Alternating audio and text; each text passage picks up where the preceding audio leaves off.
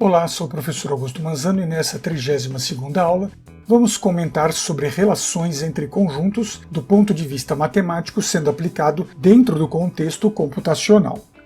Nesta aula, vou abordar com você os temas pertinência, união, intersecção, diferença e igualdade.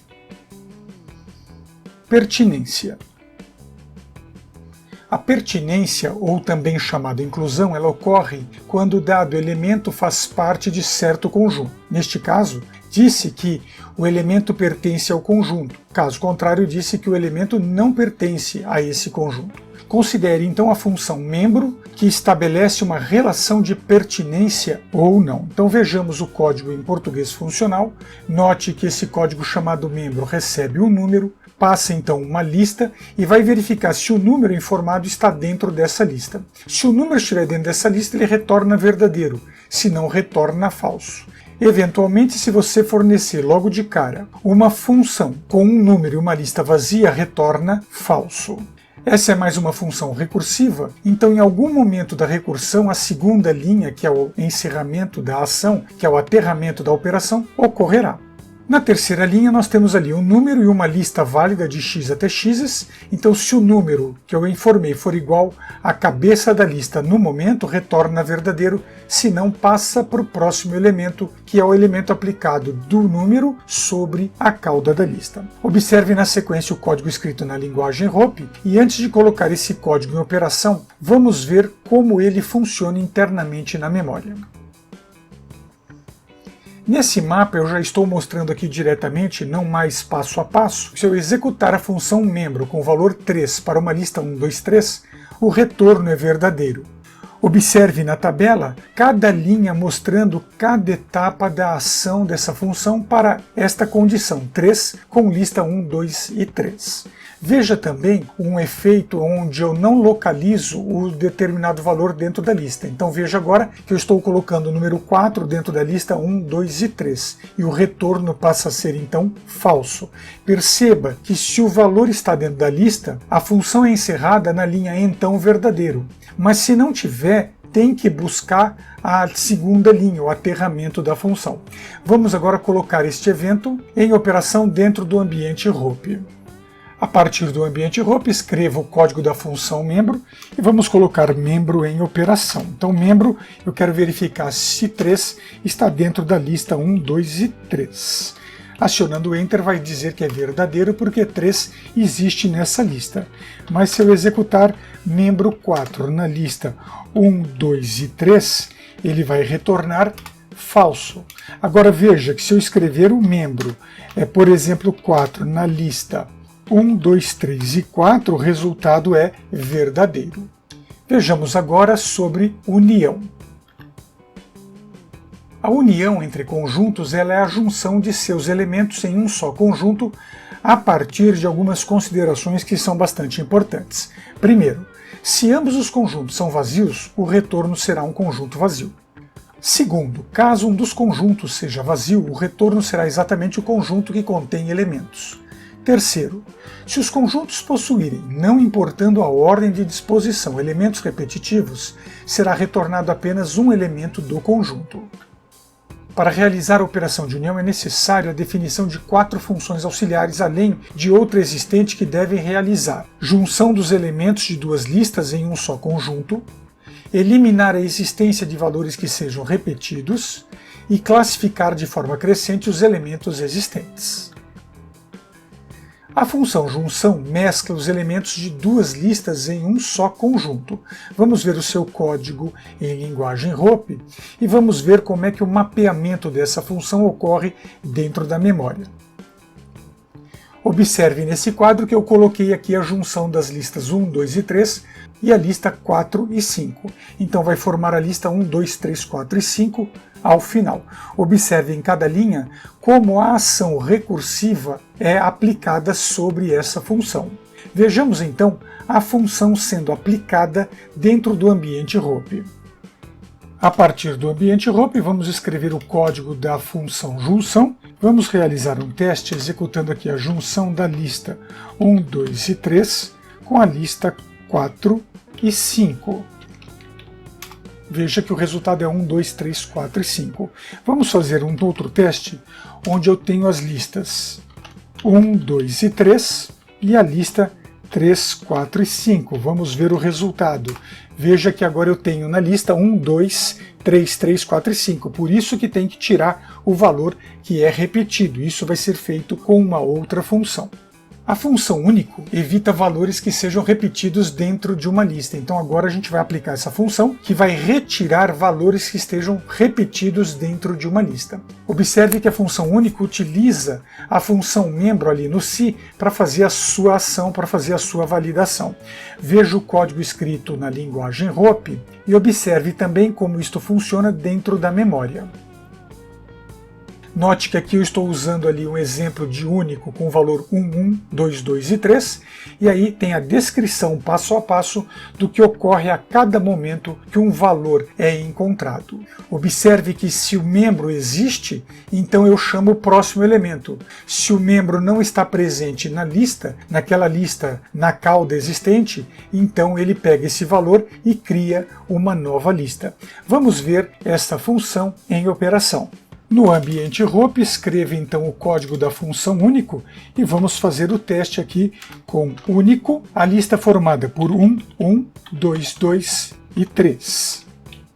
Veja que a lista ficou 1, 2 e 3.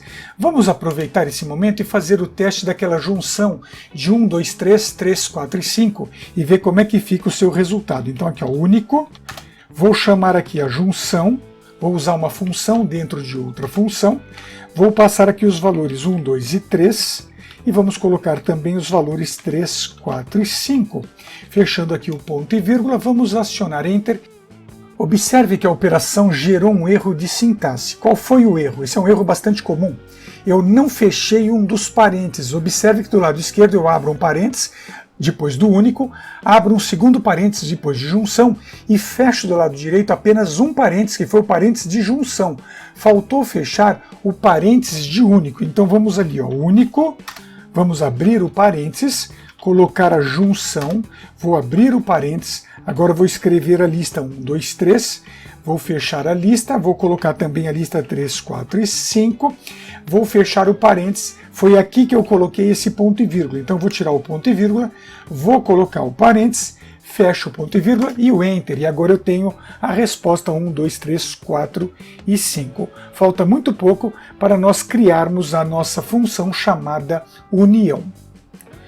Vamos agora, o próximo passo, definir uma função que vai efetuar a classificação dos elementos da lista, porque a união prevê que os elementos, não importa a ordem, estejam classificados. Para realizar a classificação, nós vamos fazer isso em duas etapas.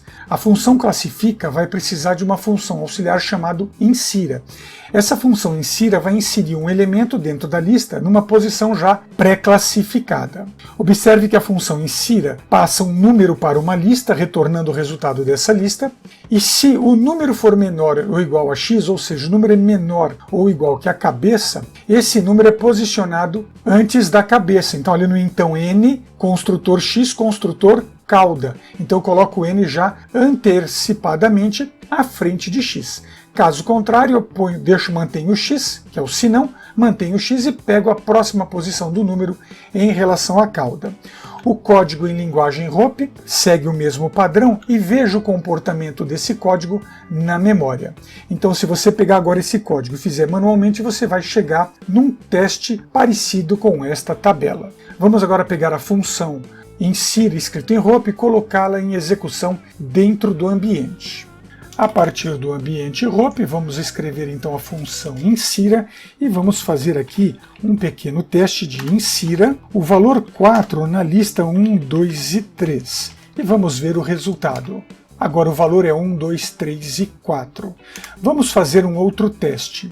Insira o valor 3 em uma lista com os elementos 4, 1 e 2. Vejamos o resultado, e a lista é 3, 4, 1 e 2. Observe que a função insira não classifica, ela coloca o elemento classificado a partir da cabeça em uma determinada posição. Veja que o 3 foi colocado à frente do 4, mas os demais valores não, porque a função não efetua novamente essa verificação. Quem vai fazer a classificação, colocar em ordem crescente, é a próxima função que vai usar a função insira como base de operação. Então vamos ver isso. A função classifica, ela efetiva a ação de classificação crescente dos valores que estão presentes numa lista. Então você fornece uma lista, ela volta uma lista. Se a lista é vazia, ela retorna vazia. Veja que classifica pega uma lista e faz a inserção do elemento X, que é a cabeça da lista, na classificação da cauda. Então isso cria o efeito de reorganização dos dados em ordem crescente. Observe o código escrito na linguagem ROP, que será testado daqui a pouco, e observe o comportamento da função classifica dentro da memória. Observe que estou colocando aí classifica 4, 3, 2 e 1, e o resultado final será 1, 2, 3 e 4. Vejamos então esse código em operação. A partir do ambiente ROP, escreva então o código da função classifica e vamos fazer o teste. Vamos classificar a lista 4, 3, 2 e 1, e vamos ver se sai 1, 2, 3 e 4. 1, 2, 3 e 4. Vamos fazer um outro teste mais curioso. Vamos colocar aqui 3, 1, 2 e, por exemplo, 4. E vamos ver se sai 1, 2, 3 e 4. Saiu 1, 2, 3 e 4. Então não importa a disposição dos elementos dentro da função, ela efetua efetivamente a classificação. É muito importante neste momento que você faça todas essas funções que estou apresentando até aqui, que você faça a execução delas passo a passo, como eu mostrei, por exemplo, nas correções de alguns exercícios e também algumas aulas nos slides, os slides com a animação do comportamento interno na memória. É interessante que você pegue cada uma dessas funções desta aula, que eu não estou fazendo esta ação, e coloque esta operação no papel. Faça manualmente, vê se você consegue executar e chegar nesse final, porque este é um exercício que vai auxiliar no desenvolvimento da visão lógica funcional que você precisa para alcançar voos maiores do que esse que eu estou mostrando. Então é necessário que você pratique, que você desenvolva cada um desses exercícios manualmente, como eu demonstrei em aulas anteriores. No próximo passo, vamos então agora fazer a função de união. E a função de união ela é muito simples. Ela vai pegar a junção de A e B, vai extrair o valor único dessa junção e vai fazer a classificação dessa junção. Então ela apenas é uma interface que vai trabalhar aí integrada com as funções classifica, único e junção. Observe o seu código na linguagem ROP e veja que essa ação é muito simples. Ela efetua a junção, extrai o único e classifica. Vamos ver então o código da função união sendo executado na linguagem ROP. Dentro do ambiente ROP, vamos escrever então o código da função união e vamos agora fazer a união de duas listas, da lista 3, 2 e 1 com a lista 3, 4 e 5. Observe que a primeira lista está em ordem inversa da ordem que nós desejamos. Acionando Enter, você tem então o resultado como 1, 2, 3, 4 e 5. Agora eu tenho a função de união de conjuntos definida em memória, podendo ser usada aí a qualquer momento. Vamos agora ver o efeito da intersecção. A intersecção tem por finalidade identificar os elementos comuns existentes que se repetem entre dois conjuntos. Quando dois conjuntos não apresentam elementos em comum, disse que o resultado da intersecção é um conjunto vazio, ou seja, são conjuntos disjuntos. Veja a função intersecção. Essa versão da intersecção eu estou usando o membro, mas eu consigo escrever função intersecção sem usar este artifício. Essa não é a única solução para o problema, para a proposta. Existem várias maneiras de eu resolver o mesmo problema. Eu estou trabalhando aqui com uma que vem sendo construída para quem está iniciando a sua jornada no desenvolvimento da programação funcional. Depois é interessante você iniciar a sua jornada de tentar escrever as mesmas funções de maneiras diferentes. Observe então o código da função em ROP e vamos ver como essa função se comporta dentro da memória. Observe aqui no mapeamento que eu tenho então a intersecção dos valores 1, 2 e 3 com 2, 3 e 4 e o retorno é 2 e 3 que são os valores que se repetem.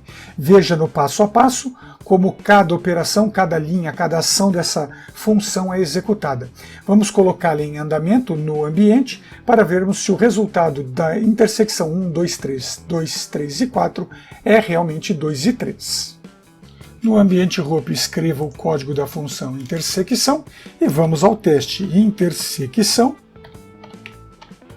das listas 1, 2 e 3 com a lista 2, 3 e 4. Acionando Enter, temos então o resultado como 2 e 3 esperado. Vejamos agora o cálculo da diferença entre dois conjuntos. A diferença entre conjuntos refere-se aos valores que estão no primeiro conjunto, mas não aparecem no segundo conjunto ou vice-versa.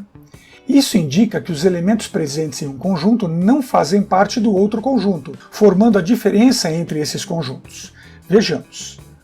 O código da função diferença recebe duas listas, devolve uma lista e verifica o seguinte: se a segunda lista é vazia, volta a primeira lista, se a primeira lista é vazia, volta a lista vazia. E a operação utiliza também a função membro para verificar se determinado elemento existe dentro de outra lista. Se o membro de A e B for verdadeiro, passa para o próximo elemento, se não, mantém o elemento, formando a lista com os elementos da diferença.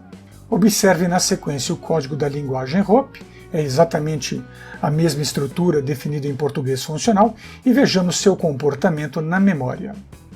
Observe então que a diferença dos conjuntos 1, 2, 3, 2, 3 e 4 é o elemento número 1 neste exemplo. Observe cada uma das etapas na tabela e vamos colocar a função diferença em execução.